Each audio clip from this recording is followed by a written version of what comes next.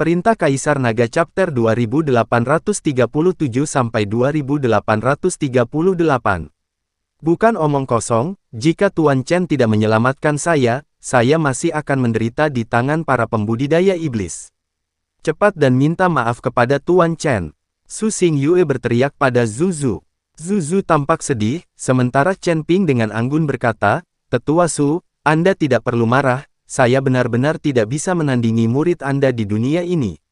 Setelah mendengar ini, Su Xingyue buru-buru berkata dengan canggung, "Tuan Chen, kamu seharusnya tidak merendahkan diri, bahkan aku bukan tandinganmu. Aku khawatir muridku ini bahkan tidak akan bisa menerima tamparan di tanganmu." Di samping itu, ketika Zuzu mendengar bahwa Su Xingyue sangat meremehkan, dia sangat tidak yakin, tetapi dia tidak berani mengatakan apapun. Penatua Su terlalu dipuji, Chen Ping tersenyum acuh tak acuh.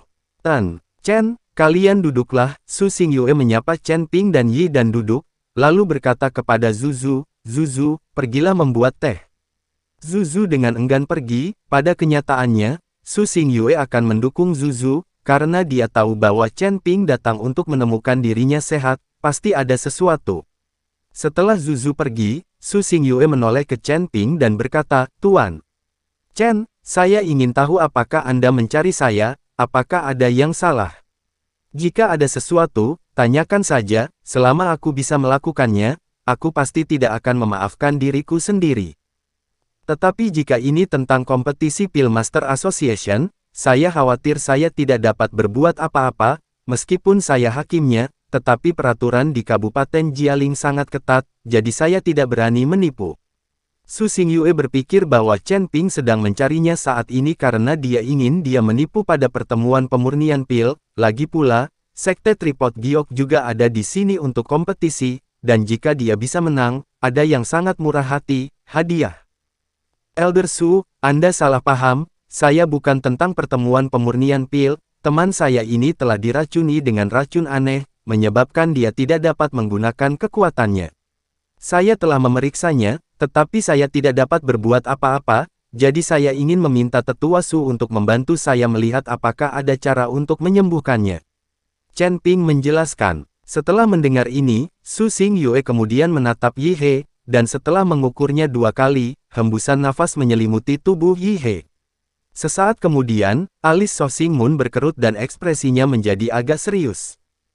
"Aneh sekali, karena keracunan menyebabkan kekuatan tidak tersedia, kenapa saya tidak bisa menyelidiki racun di tubuh saya?"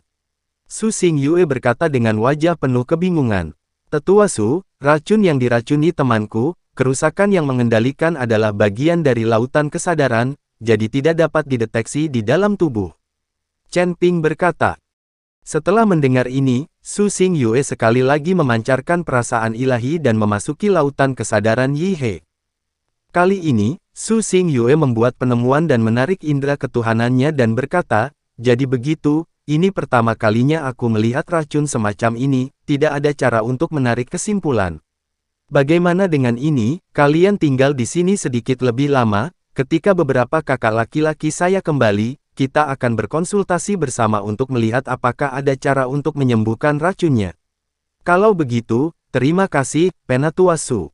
Chen Ping mendengarkan dan berkata dengan wajah bersyukur. Saat ini, Zuzu sudah membuat teh dan kemudian menuangkannya untuk beberapa orang sebelum mengukur Chen Ping. "Tan Chen, saya ingin tahu apakah Anda sudah turun dari tes peringkat Pillmaster Anda?" Solstice Moon menanyakan jalannya. "Penyelidikan. Ini bahkan belum ujian. Chen Ping bahkan belum mengikuti tes. Tan Chen, untuk pertemuan pemurnian pil ini, Anda harus menjadi penyuling pil berlisensi yang telah lulus ujian Master Pil untuk berpartisipasi. Pertemuan pemurnian pil akan segera dimulai, dan kamu bahkan belum menjalani tes." Su Xingyue berkata dengan cemas. Chen Ping sedikit bingung, dia belum pernah mendengar tetua ketiga mengatakan itu, jadi dia bertanya, "Jadi bagaimana sekarang?" "Tan Chen, Anda tidak perlu cemas, ada tempat pemeriksaan untuk penyuling pil di sini, di Kabupaten Jialing, saya akan membiarkan Zuzu membawa Anda ke sana. Dengan Zuzu yang memimpin Anda, personel di tempat pemeriksaan itu akan kurang lebih memberikan beberapa wajah, dan jika berjalan dengan baik, Anda akan bisa mendapatkan surat-surat penyulingan pil Anda hari ini." kata Su Xingyue. Puan, saya masih memiliki banyak hal untuk dilakukan, saya tidak bebas.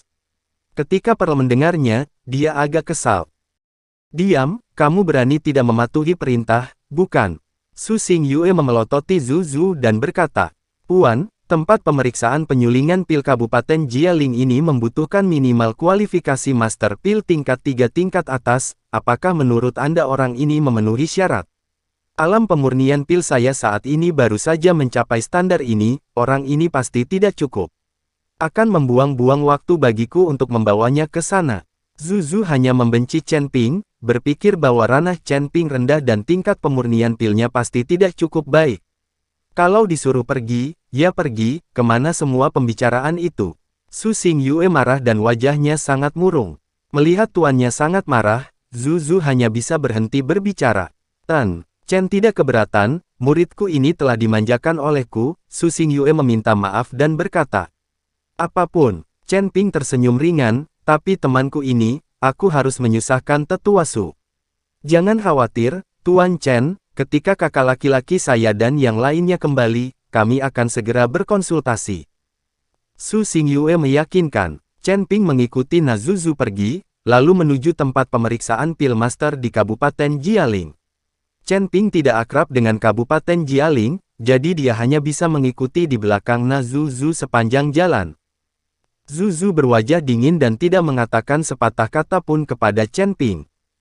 Saat Chen Ping sedang berjalan menuju tempat pemeriksaan, di tengah jalan, mereka tiba-tiba melihat seorang pria berjubah putih, memegang pedang panjang dan berpakaian elegan. Di samping pria itu, ada beberapa gadis yang tertawa dan bercanda, terlihat seperti sedang berbelanja. Setelah melihat pria itu, mata Zhu Zhu langsung berbinar dan dia langsung mengejarnya sambil berkata, Kakak Meng.